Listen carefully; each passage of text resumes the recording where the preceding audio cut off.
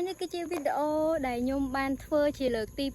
2នៅប្រាសាទសែនភុវាំងគោរពជំរាបសួរបងប្អូនទាំងអស់គ្នាសាជាថ្មីតេតងជាមួយនឹងផ្លូវដែលយើងធ្វើដំណើរទៅកាន់ប្រាសាទសែនភុវាំងនេះគឺជាផ្លូវដែលខ្ញុំធ្វើដំណើរទៅដោយសារតែវីដេអូមុនខ្ញុំធ្វើអត់បានពេញលេញតេតងជាមួយនឹងផ្លូវអញ្ចឹងបងប្អូនអាចមើលទៅតាមផ្លូវ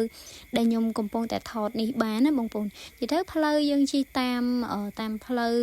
ភ្នំជីសូរគ្រាន់តែធ្វើដំណើរហួសភ្នំជីសូរមកខាងកើតបន្តិចយើងនឹងដល់ផ្លូវចូលហើយនេះគឺជាផ្លូវចូលយើងឈានមកដល់ក្នុងប្រាសាទសែនភុវាំងតែម្ដង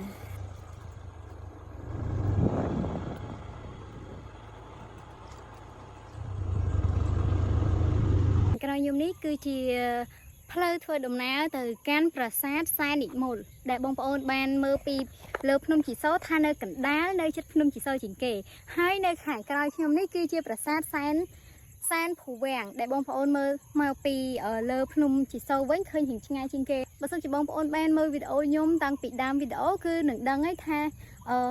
ប្រាសាទសែនភុវាំងយើងធ្វើដំណើរពីខាងណាមកដល់ខាងណាដើម្បីមកដល់ប្រាសាទសែនភុវាំងនេះនិយាយទៅគឺទេសភាពគឺស្រស់ស្អាតខ្លាំងមែនតើហើយខាងក្រៅខ្ញុំនេះគឺជាផ្លូវដែលយើងអាចធ្វើដំណើរបានទៅដល់ប្រាសាទសែននិមលហ្នឹងហើយបងប្អូនទាំងគ្នាគឺស្អាតខ្លាំងមែនតើប៉ុន្តែគ្រាន់តែខ្ញុំអត់អាចទៅដល់ក្នុងនឹងបានទេដោយសារតែខ្ញុំជីវនេះឯងអញ្ចឹងទៅខ្ញុំអត់សូវហ៊ានផ្លូវហ្នឹងឯងដោយសារតែផ្លូវរៀងទួយដែរអញ្ចឹងណាបើសិនជាបងប្អូនមានគ្នាច្រើនគឺអាចអញ្ជើញតាមផ្លូវនេះបានគឺយើងធ្វើដំណើរទៅត្រង់រហូតគឺនឹងដល់ប្រាសាទហើយដើរទៅណាមកណាក៏អត់ភ្លេចដែរជាមួយនឹងពីរនាក់គឺ Sunrome ហើយនិង BB របស់ Miss Sunflower បន្ទាប់ពីយើង apply ជាមួយនឹង Sunrome ហើយនិង BB រួចមកយើងកាប់ពេលកម្ដៅថ្ងៃរួចមកយើងចាប់ផ្ដើមបន្តដំណើរដើរជុំវិញតាក់ទងជាមួយនឹងប្រាសាទដើម្បីឲ្យបងប្អូនបានមើលទាំងអស់គ្នា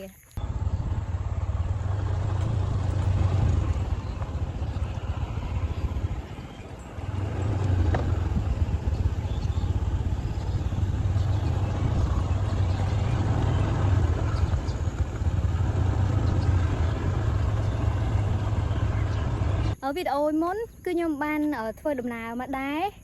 នៅពេលរៀងល្ងាចបន្តិចប៉ុន្តែវគ្គនេះគឺខ្ញុំធ្វើវីដេអូនៅក្នុងពេលព្រឹកម្ដងទេសភាពនៅទីនេះគឺមានសភាពស្រស់ស្អាតហើយនឹងមានព្រៃឈើព័ទ្ធជុំវិញដែលឲ្យបងប្អូនរីឡែកបានលំហែអារម្មណ៍ចុងសប្តាហ៍អញ្ចឹងណាហើយតើតើជាមួយនឹងវីដេអូនេះដែរ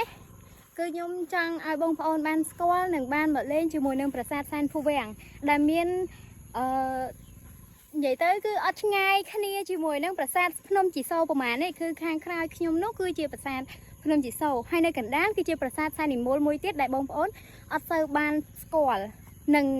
រើនៅផ្លូវថាតើគួរតែជិះទៅតាមផ្លូវណាដើម្បីធ្វើដំណើរបានមកដល់ប្រាសាទសែននិមលនិងសែនភុវាំងប៉ុន្តែនៅក្នុងផ្លូវដែលធ្វើដំណើរជិះទៅប្រាសាទសែននិមលគឺខ្ញុំហ៊ានពិបាកជិះដោយសារតែផ្លូវរៀងទូចទៅយើងធ្វើដំណើរទៅតាមខាងនោះវិញអញ្ចឹងណាបងប្អូនបើសិនជាបងប្អូនអញ្ជើញមកពីប្រាសាទភ្នំជីសូរនៅខាងក្រៅគឺបងប្អូនអាចអញ្ជើញចុះតាមកម្មចនាបានប៉ុន្តែដោយសារតែនៅកន្លែងកម្មចនាយើងឥឡូវគឺរៀងពិបាកចុះមកអញ្ចឹងណាអញ្ចឹងយើងអាចរកផ្លូវជាម៉ូតូជាឡានអាចជិះគីខាងក្រោមទៅវិញបានវីដេអូរបស់ខ្ញុំគឺមានតែប៉ុណ្្នឹងទេអរគុណបងប្អូនទាំងអស់គ្នាសម្រាប់ការតាមដានទស្សនាវីដេអូរបស់ខ្ញុំតាំងពីដើមរហូតដល់ចប់បើសិនជាពេញចិត្តហើយនឹងចាប់អារម្មណ៍ជាមួយនឹងទេសភាពនៅប្រាសាទសែនភុវាំងនេះអាចបងប្អូនអញ្ជើញមកលេងបានតាមវីដេអូដែលខ្ញុំដាក់នៅក្នុងដើមវីដេអូណាបងប្អូនទាំងអស់គ្នាអរគុណ